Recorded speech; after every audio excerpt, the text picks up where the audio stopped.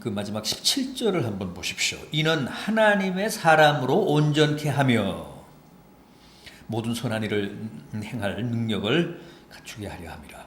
거기 하나님의 사람. 어떻습니까? 이 말은 성경에 참 많이 나올 것 같죠. 그런데 그렇게 흔한 말이 아닙니다. 신약 성경에는 2번밖에 안 나옵니다.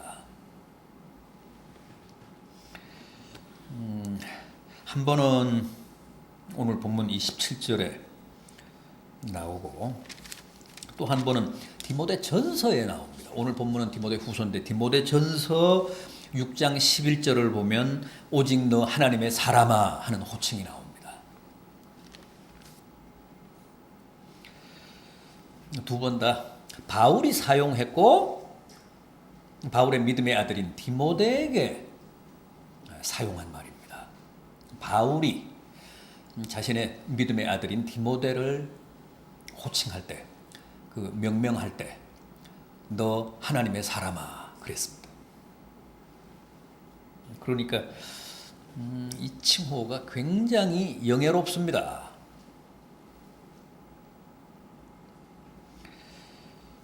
그런데 실은 디모데뿐 아니라 오늘 우리가 다 하나님의 사람들이잖아요. 누가 뭐라고 해도 우리는 하나님의 사람들입니다. 바울이 오늘 우리를 만약에 부른다면 너 하나님의 사람아 그럴 거예요.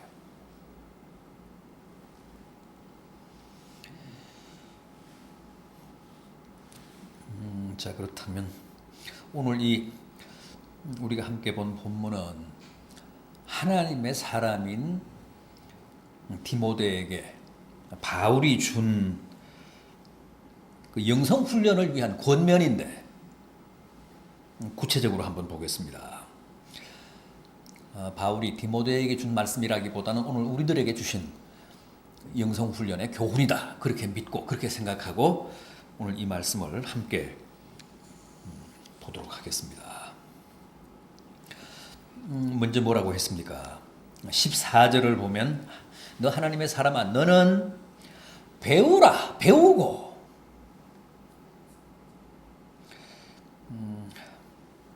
이게 다 그 원어를 보면 명령형인데 배우라 너는 배우라 이게 바울이 디모데에게 준 오늘 우리들에게 준 그 영성 훈련의 첫 번째 지침입니다. 배우라. 뭘 배우라고요? 하나님의 말씀을 배우라는 겁니다. 성경을 배우라는 겁니다.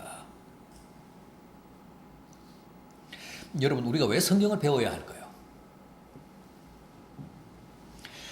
세상에는 뭐 좋은 책들이 많습니다. 우리가 배워야 할, 우리가 봐야 할 양서들이 참 많습니다. 경전도 있고 고전도 있고 또 뭐 요즘 나온 그런 양서들도 많습니다.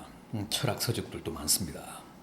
그런데 사실 그런 책들은 우리에게 구원을 가르쳐 주지는 않잖아요. 교양이나 지식이나 무슨 정보 같은 건 우리에게 뭐 엄청나게 주지만 구원을 가져다 주지는 못합니다. 나름대로 세상 책도 다 의미가 있습니다. 다 가치가 있습니다. 또 어떤 책들은 우리에게 굉장히 현실적으로 소중한 책인 것도 사실입니다. 그러나 그런 책들이 우리의 영혼을 살리지는 못합니다. 그래서 세상 책들은 영성훈련의 텍스트가 못 됩니다. 우리의 영성훈련의 진정한 교재가 못 됩니다. 정말 우리의 영혼을 위해서, 우리의 구원을 위해서는 성경을 배워야 합니다. 성경을 봐야 합니다. 성경을 접해야 하고 들어야 합니다. 너 하나님의 사람아, 너의 영성을 위해 먼저 성경을 배우라. 성경을 배워야 너의 영혼이 산다. 너의 영혼이 구원받는다. 성경만이 우리가 구원받을 수 있는 길을 안내한다. 가르쳐준다.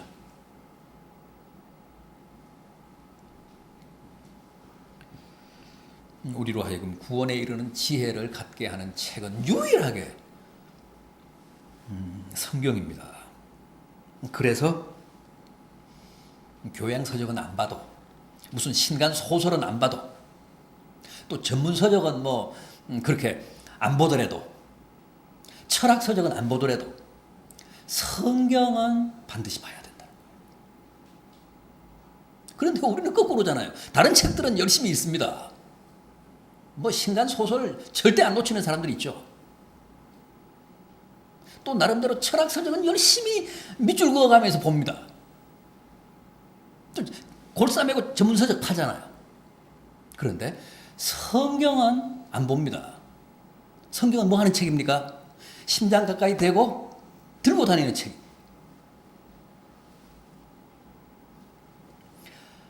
믿는 자들의 액세서리입니다. 믿는 사람들의 구세. 그런 짓 하지 말라는 거예요. 그렇게 하지 말고 성경을 배우라. 성경에서 구원받는 지혜를 얻으라.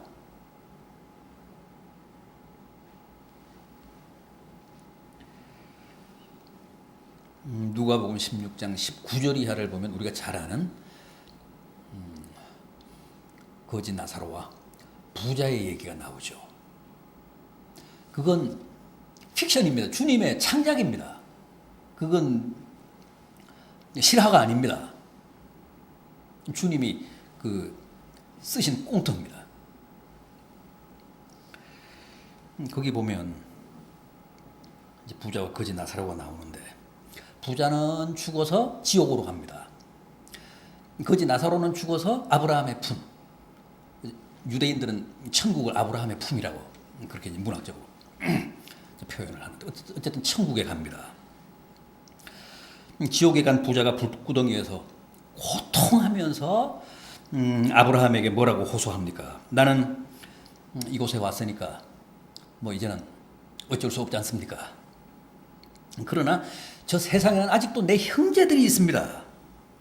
내 형제들이 한 5쯤 됩니다. 그러니까 나사로를 좀 보내서 내 형제들만큼은 이렇게 고통스러운 지옥에 오지 않게 해달라, 해주십시오. 그렇게 애원을 합니다. 죽은 자가 다시 살아가서 증거를 하면 그들도 아마 들을 겁니다. 그러니까 제발 나사로를 저 지상에 파견을 해서, 나는 어차피 베린 몸이고 나는 어차피 여기 왔으니까 내 형제들만큼은 앞으로 천국 가게 좀 해주십시오. 아까 말씀드린 대로 이것은 주님의 창작이라고 했습니다. 주님이 만든 예화라고 했습니다. 그러니까 아브라함의 대답이 곧 주님의 말씀입니다. 주님이 아브라함의 입을 빌려서 이제 말씀하시는 건데, 뭐라고 대답을 하느냐 하면, 그 부자의 간절한 호소에 대해 저들에게는 모세와 선지자가 있다. 모세와 선지자가 있다는 말은 무슨 말씀이라고요? 성경이 있다는 겁니다. 그때는 구약 성경만 있었잖아요. 구약 성경은 모세와 선지자잖아요. 율법서와 예언서잖아요. 모세의 글과 선지자들의 글이 곧 구약 성경입니다. 그러니까 아직도 지상에서 살아가고 있는 너희 형제들에게는 성경이 있다. 말씀이 있다. 그러니까 그 부자가 뭐라고 합니까? 그 말씀으로는 안 됩니다. 그러나 죽은 자가 살아가서 호소를 하면 아마 그건 듣고 그건 믿을 겁니다. 주님이 뭐라고 하시죠? 모세와 선지자를 듣지 않으면 죽은 자가 다시 살아가서 호소를 해도 안 듣는다, 안 믿는다. 부질없는 짓이다. 전곡을 찌른 말씀이잖아요.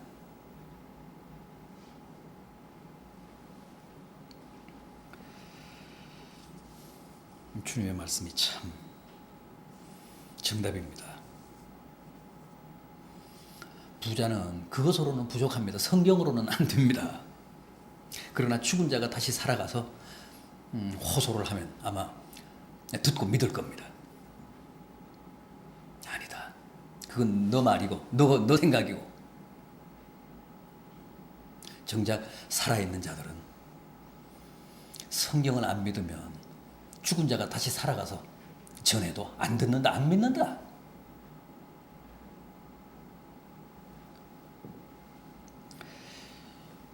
다시 말해서 구원에 이르는 지혜, 지옥에 안 가고 천국에 가기에 합당한 지혜를 얻는 데는 성경이 유일하다는 거예요.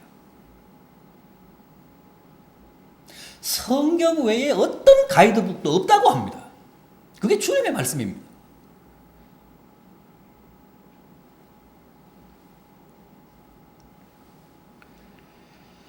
여러분, 부디 영성훈련, 경건훈련의 유일한 텍스트가 성경이라는 사실 확신하시고 보다 열심히, 보다 진지하게, 보다 더 깊이 성경을 듣고 배우시기 바랍니다.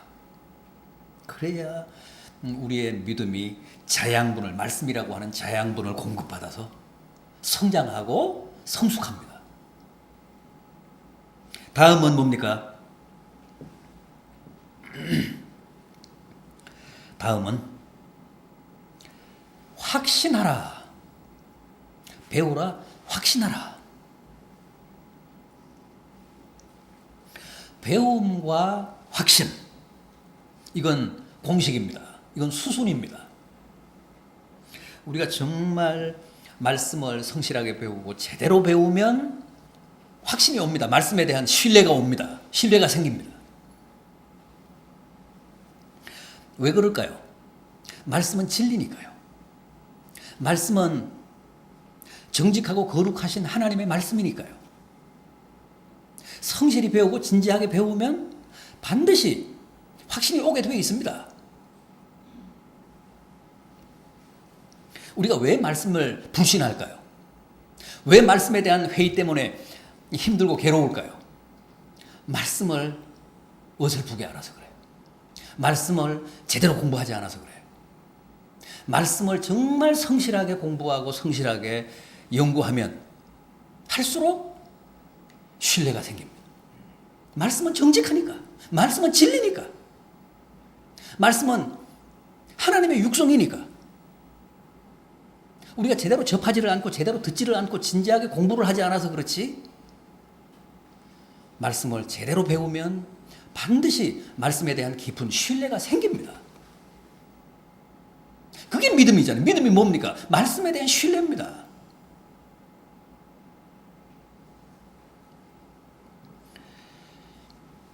확신 없는 신자보다 참 더 딱한 사람은 없죠. 확신이 없으면 정함이 없습니다. 늘 믿음이 흔들립니다. 늘 회의에 빠져 삽니다. 늘 시험에 듭니다. 늘 불안정합니다. 늘 힘이 없습니다.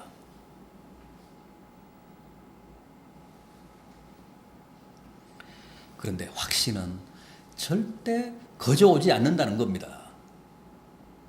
실수로 하늘에서 떨어지지 않는다는 겁니다. 반드시 말씀을 성실하게 접할 때, 말씀을 성실하게 보고, 말씀을 성실하게 듣고, 말씀을 성실하게 공부하고 연구할 때 내 안에서 각성된다는 겁니다. 그래서 배움과 확신은 뗄래야 뗄 수 없는 관계라는 거죠. 배우라, 확신하라.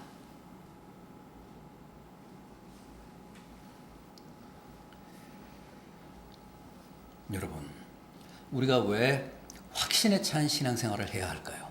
세상 불안정하잖아요. 세상은 늘 나를 위협하잖아요. 세상은 위험천만하잖아요. 그래서 우리가 용기가 필요합니다. 우리가 담대함이 필요합니다.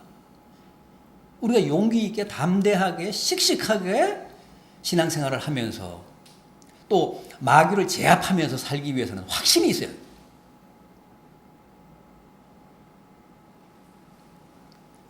부디 이번 여름에 좀 말씀을 더욱 성실하게 공부하셔서 말씀을 더욱 진지하게 들으셔서 말씀에 대한 깊은 신뢰를 가지고 누구보다도 담대하게 용감하게 세상을 이기며 사시는 성도들 되시기를 부탁드려 마지 않습니다. 하나 더 있습니다. 거하라입니다. 거하라.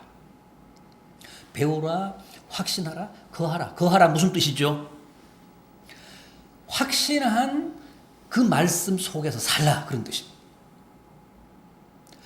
확신한 자기가 확신하는 말씀 속에 유하라, 거하라, 살라.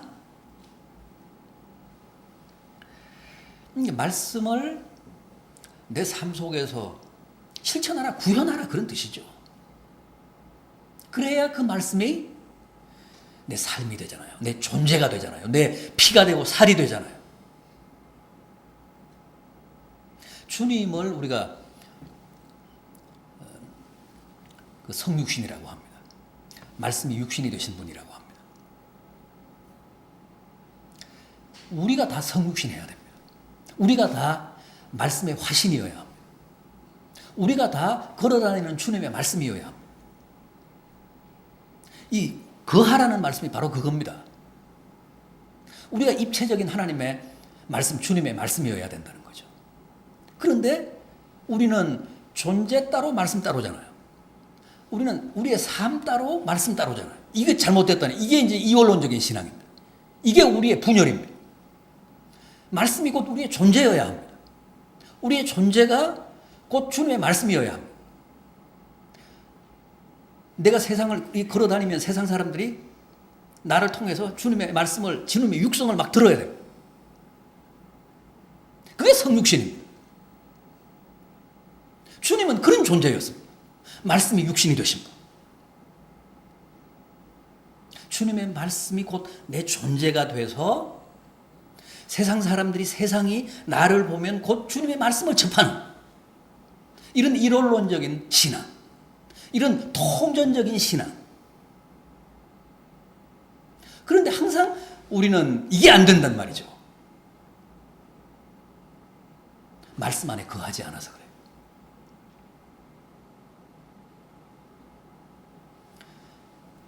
내가 곧 주님의 말씀이고 주님의 말씀이 곧 내 존재인 그런 삶을 살아야 정말 그게 상당한 경지의 영성생활입니다. 그게 이제 거룩한 생활이에요. 그게 보다 차원 높은 성화된 삶입니다. 성화라는 게, 성화된 삶이라는 게 뭡니까? 그만큼 주님의 말씀과 내 존재가 합일이 되는 그런 경지의 삶을 말하잖아요. 그래야 우리 삶이 거룩해지고 우리의 존재가 거룩해지는 거예요. 여기서 거하라는 말씀은 바로 그겁니다. 말씀과 내 존재의 합일, 말씀과 내 삶의 일원론, 어떤 통전적인 그 일체,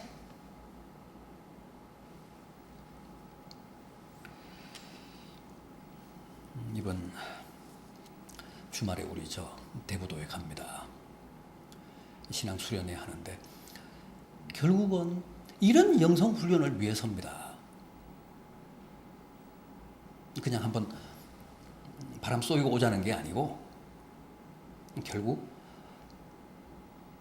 이런 신앙 훈련을 위해서 갖는 기회입니다. 모쪼록 이번에 신앙 수련회가 우리의 믿음의 깊이를 더하고 우리의 삶에 더욱 성숙을 더하는 복된 기회가 되기를 진심으로 기원합니다.